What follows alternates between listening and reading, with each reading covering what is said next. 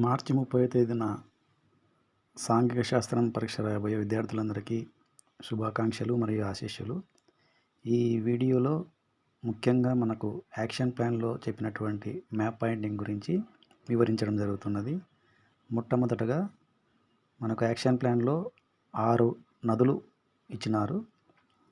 వాటిని ఇప్పుడు చూపించడం జరుగుతుంది. మీరు జాగ్రత్తగా చూసి ప్రాక్టీస్ చేయవలసిందిగా కోరుతున్నాను. మొట్టమొదటగా సింధు నది. ఇది వచ్చేసి ఉత్తర భారతదేశంలో, ఎక్కువగా పాకిస్తాన్లో, కొంతవరకు భారతదేశంలో ప్రవహిస్తున్నది. దీనికి దాదాపుగా గంగా నది 2, యమునా నది 3 ఒకటే చోటే ఉద్భవిస్తాయి. మొట్టమొదటి నది సింధు నది.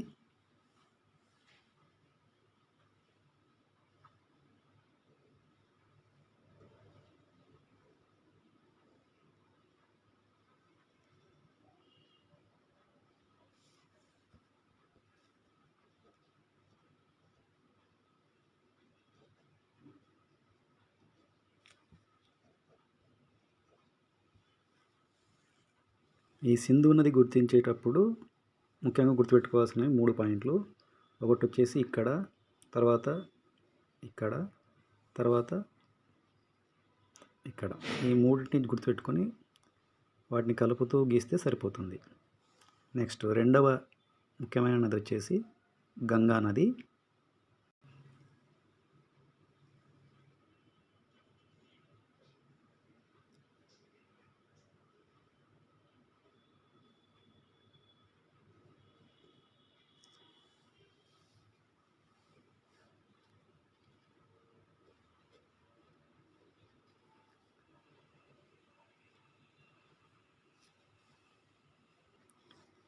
ఈ గంగా నదిని గుర్తించేటప్పుడు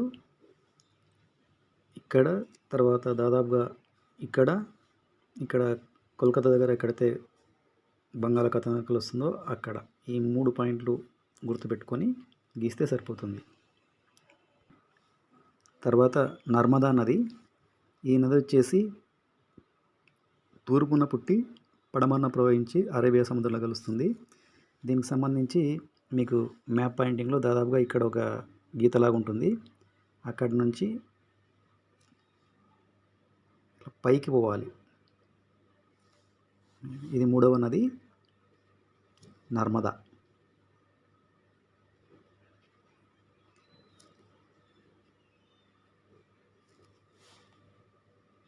తర్వాత మనకు యాక్షన్ ప్లాన్లో ఇచ్చినటువంటి నదుల్లో 4వ నది దక్షిణ భారతదేశంలో పెద్ద నది, దక్షిణ గంగా అంటాము. ఇది వచ్చేసి గోదావరి నది. ఈ గోదావరి, కృష్ణా నదులకు గుర్తించేటప్పుడు ఏం చేయాలంటే, ఇక్కడ కింది నుంచి ఇట్లా వచ్చేటప్పుడు మొట్టమొదట ఒక వంపు ఉంటుంది, తర్వాత రెండో వంపు ఉంటుంది. ఈ రెండో వంపు దగ్గర ఉండేదే గోదావరి నది. దీనికి వచ్చేసి పైకి గీసి తర్వాత అడ్డంగా గీసేస్తే సరిపోతుంది. ఇది 4వ నది గోదావరి.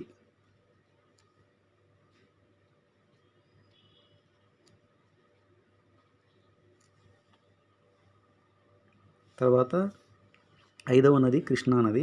ఇది కూడా పక్కనే ఉంటుంది డెల్టా. ఇది దాదాపుగా కొంతవరకే పోయి తర్వాత మొత్తం సైడ్ అడ్డంగానే గీస్తే సరిపోతుంది. 5వ నది కృష్ణా నది.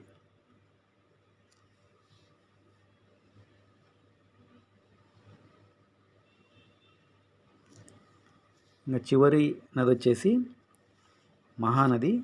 ఈ నది వచ్చేసి మనకు గుర్తించుకోవడం సులభము. ఇక్కడ చిలక సరస్సు ఉంటుంది. ఇది మనకు ఇండియా మ్యాప్లో కప్పు సాసర్లాగా ఉంటుంది, అది కనుక్కోవచ్చు. దానికంటే కొద్దిగా పైన, తర్వాత ఈ షేప్లో గీస్తే సరిపోతుంది. ఇది వచ్చేసి 6వ నది మహానది. మహానదికి వచ్చేసి చిలక సరస్సు పైన గుర్తుపెట్టుకుంటే సరిపోతుంది. గోదావరికి వచ్చేసి ఈ డెల్టా, కృష్ణాకు వచ్చేసి ఈ డెల్టా, నర్మదా వచ్చేసి ఇక్కడ ఈ పాయింట్, సింధు ఇక్కడ, తర్వాత గంగా నది దాదాపుగా 6 నదులు కవర్ అయిపోయినాయి. ఇక నదుల తర్వాత యాక్షన్ ప్లాన్లో చూపించినటువంటి మ్యాప్ పాయింటింగ్లో పొరుగు దేశాలు, ఓడరేవులు అంటే ఒకటే ఉంది ఇక్కడ మనకి కాండ్లా. తర్వాత జలాశయాలు అని ఉంది, కానీ జలాశయాలంటే ఇక్కడ సముద్రాలను చూపించినారు, హిందూ మహాసముద్రం, బంగాళాఖాతము. తర్వాత నైసర్గిక స్వరూపాలు అంటే ఆరావళి పర్వతాలు, దక్కన్ పీఠభూమి, చోటా నాగ్పూర్ పీఠభూమి చూపించడం జరిగింది. మొట్టమొదట పొరుగు దేశాలు అన్నప్పుడు మొట్టమొదట దేశం వచ్చేసి పాకిస్తాన్. ఇప్పుడు ఏదైతే మనము నదుల్లో సింధు నది ప్రవహించే ఏదైతే ప్రాంతం ఉందో దాన్నే చూపిస్తే సరిపోతుంది. మొట్టమొదటిది 1వది పాకిస్తాన్.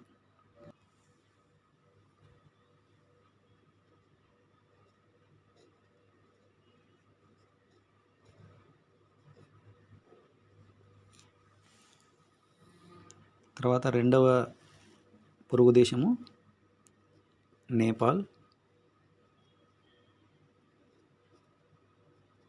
నేపాల్ని గుర్తించడం ఈజీ, ఎందుకంటే ఇక్కడ ఇదే అట్లే ఉంటుంది కాబట్టి ఈ మధ్యలో గుర్తించే సరిపోతుంది. తర్వాత 3వది వచ్చేసి బంగ్లాదేశ్. ఇది కూడా ఈ రకంగానే ఉంటుంది, మనకు ఆల్రెడీ ఏ మ్యాప్లో అయినా ఇట్లే ఉంటుంది కాబట్టి ఈజీగా గుర్తించవచ్చు. 3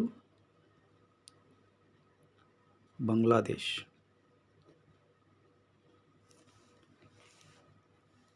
తర్వాత 4వ దేశం వచ్చేసి శ్రీలంక. హిందూ మహాసముద్రపు కన్నీటి చుక్క అంటారు దీన్ని. ఇది కూడా ఏ మ్యాప్లో అయినా కానీ ఈ రకంగానే ఉంటుంది కాబట్టి ఈజీగా గుర్తుపట్టవచ్చు. 4 శ్రీలంక.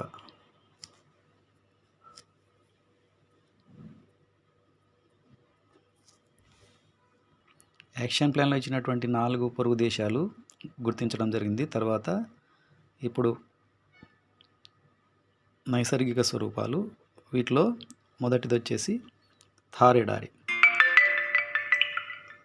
థార్ ఎడారి వచ్చేసి ఈ భాగంలో ఉంటుంది.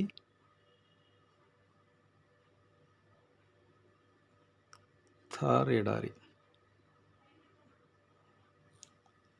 తర్వాత థార్ ఎడారికి పక్కనే ఈ రకంగా గీసి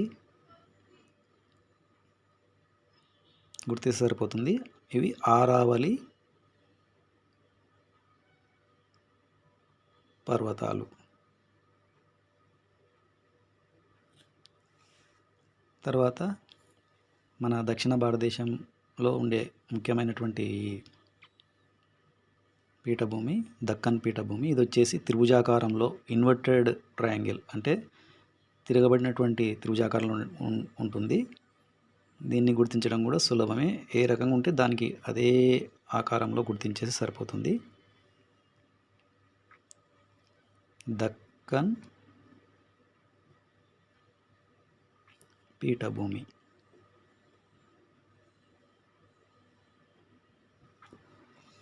తర్వాత చోటా నాగ్పూర్ పీఠభూమి.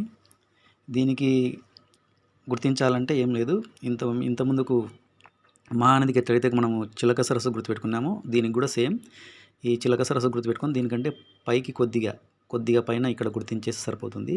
చోటా నాగ్పూర్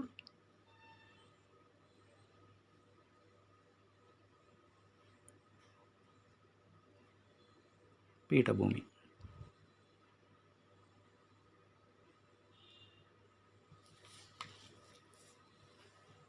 తర్వాత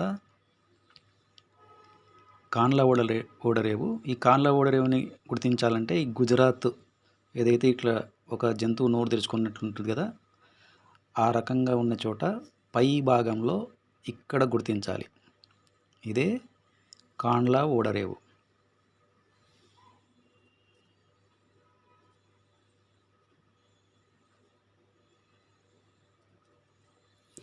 దీంతో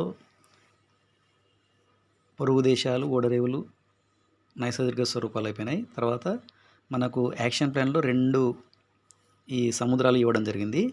ఒకటి వచ్చేసి బంగాళాఖాతం, భారతదేశానికి తూర్పు వైపున బంగాళాఖాతం.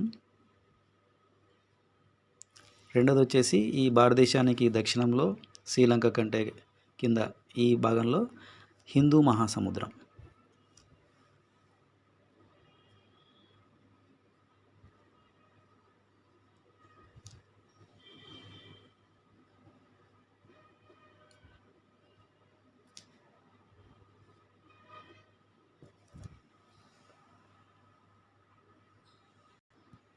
ఇక యాక్షన్ ప్లాన్లోని చెప్పినటువంటి విషయాల్లో మూడవ భాగంగా రాష్ట్రాలు, కేంద్ర పాలిత ప్రాంతాలు, ముఖ్య నగరాలు, రాజధానులు ఉన్నాయి. వీటిలో రాష్ట్రాలు వచ్చేసి పెద్దగా భూభాగాలు ఉంటాయి కాబట్టి ఆ ఏరియాలో కొద్దిగా రౌండ్ చేసి గుర్తిస్తే సరిపోతుంది. ఈ ముఖ్య నగరాలు, రాజధానులు వచ్చేసి చుక్క రూపంలో గుర్తించాల్సి ఉంటుంది. దీనిలో మొట్టమొదట మనం గుర్తించాల్సింది న్యూఢిల్లీ. న్యూఢిల్లీని గుర్తించాలంటే మొట్టమొదట 2 గుర్తులు పాయింట్స్ గుర్తుపెట్టుకోవాలి. ఒకటి వచ్చేసి ఇక్కడ పైన ఈ లో పాయింట్, తర్వాత ఇక్కడ వచ్చేసి ఈ పాయింట్. ఈ 2 ఎక్కడైతే కలుస్తాయో అక్కడ గుర్తిస్తే సరిపోతుంది. ఇది వచ్చేసి న్యూఢిల్లీ.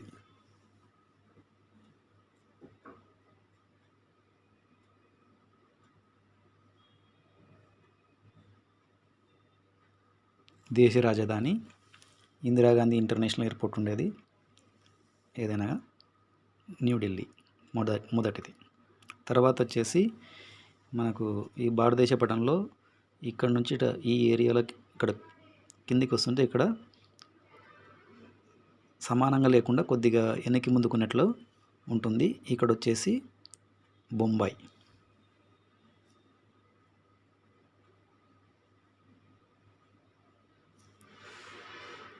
తర్వాత ఈ భారతదేశ పటంలో ఇక్కడ ఈ కింది నుంచి ఇట్లా పైకి వస్తుంటే ఇక్కడ కొద్దిగా ఉబ్బినట్లు ఉంటుంది. ఈ ఉబ్బినట్టున్న చోటే చెన్నై.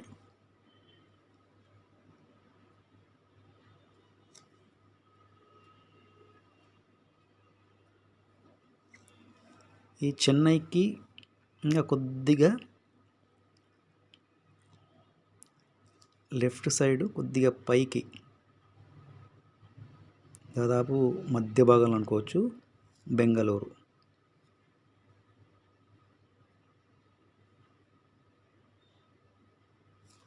తర్వాత ఇంకొక ముఖ్య నగరం వచ్చేసి హైదరాబాదు.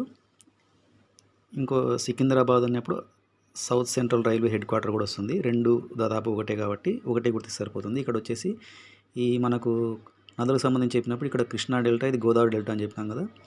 ఈ కృష్ణా డెల్టా, గోదావరి డెల్టాకు పై భాగంలో నుంచి ఈ ఏరియాల నుంచి చూసుకొని ఇక్కడ మధ్యలో గుర్తిస్తే సరిపోతుంది హైదరాబాద్.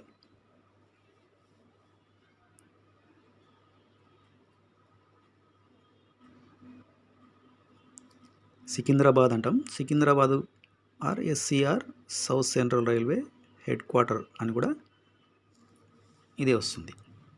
నెక్స్ట్ ఇంకొక ముఖ్యమైన నగరం వచ్చేసి కోల్కతా. ఈ కోల్కతాకు వచ్చేసి ఇక్కడ ఈ పై భాగంలో ఎక్కడైతే ఈ షేప్లో ఉంటుంది ఇక్కడనే గుర్తిస్తే సరిపోతుంది కోల్కతా.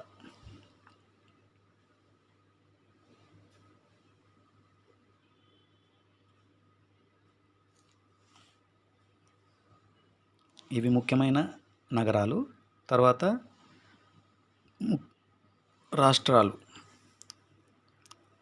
రాష్ట్రాలు వచ్చేసినప్పుడు ఇది తల అనుకుంటే జమ్మూ కాశ్మీర్ ఈ భాగము కింది భాగంలో ఇది మెడ లాగా ఉంది కదా. ఈ మెడ భాగంలో ఇటుపక్క అంటే మనకు లెఫ్ట్ సైడు ఈ భాగంలో పంజాబ్ యాక్షన్ ప్లాన్లో ఇచ్చినవి. తర్వాత కింద థార్ డెజర్ట్, తర్వాత ఆరావళి పర్వతాలు ఉన్న ఏరియా వచ్చేసి రాజస్థాన్. తర్వాత ఈ ఒక జంతువు నోటు తెచ్చుకున్నట్టు ఉంటుంది కదా సైడ్కి పూర్తి వెస్ట్లో, ఇది వచ్చేసి గుజరాత్. ఇంతకుముందుకు మనకు కాండ్లా పోర్టు కూడా వచ్చింది ఇక్కడే. తర్వాత భారతదేశంలో మధ్య భాగంలో ఉండేది మధ్యప్రదేశ్.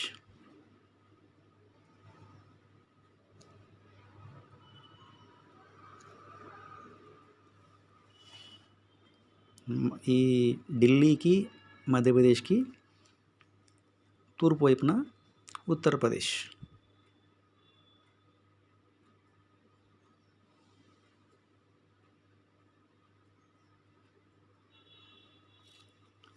తర్వాత ఈ కొమ్ములాగా ఉంది కదా దీన్ని ఇది వచ్చేసి సిక్కిము. ఇక్కడ మనకు యాక్షన్ ప్లాన్లో సిక్కిం లేదు కానీ ఇది గుర్తుపెట్టుకోవచ్చు. ఇప్పుడు దీనికి పక్కన ఈ భాగంలో బీహార్,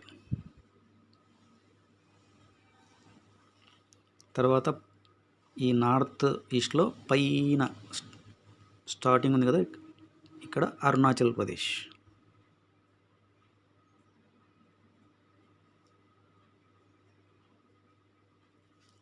ఇక్కడే ఒక గీతలాగా లైన్ లాగా ఉంటుంది ఇక్కడ, ఇది మేఘాలయ దీనిపైన.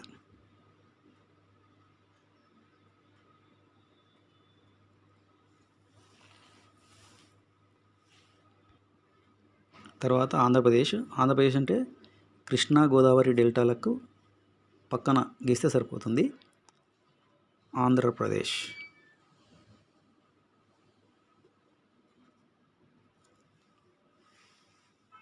తర్వాత చెన్నై నుంచి కిందికి ఈ భాగంలో గీస్తే సరిపోతుంది, తమిళనాడు.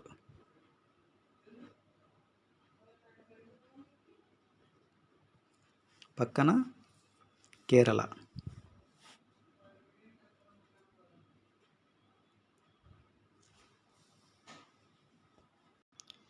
ఇక 3 కేంద్రపాలిత ప్రాంతాలు మిగిలినాయి. మొట్టమొదటి వచ్చేసి ఈ జమ్మూ కాశ్మీర్లో తల అని చెప్పుకున్నాం కదా, ఇక్కడ వచ్చేసి ఇప్పుడు మనకు రైట్ సైడ్ అవుతుంది. ఈ భాగంలో ఇట్లా ఒక గీత గీసేస్తే లడఖ్ మొట్టమొదటి కేంద్రపాలిత ప్రాంతం ఇక్కడ. నెక్స్ట్ మనకున్న యాక్షన్ ప్లాన్లో రెండవది వచ్చేసి అండమాన్ నికోబార్. ఇప్పుడు దీన్ని 8 లాగా గీసుకోవచ్చు. చూడ్డానికి పై భాగము అండమాన్, కింది భాగము నికోబార్. తర్వాత మూడవ కేంద్రపాలిత ప్రాంతం వచ్చేసి మనకు మ్యాప్లో ఈజీ గుర్తుండొచ్చు, ఈ కేరళకు పక్కన అరేబియా సముద్రంలో చుక్కలు చుక్కలు ఉంటుంది. ఇక్కడ వచ్చేసి లక్షద్వీపులు.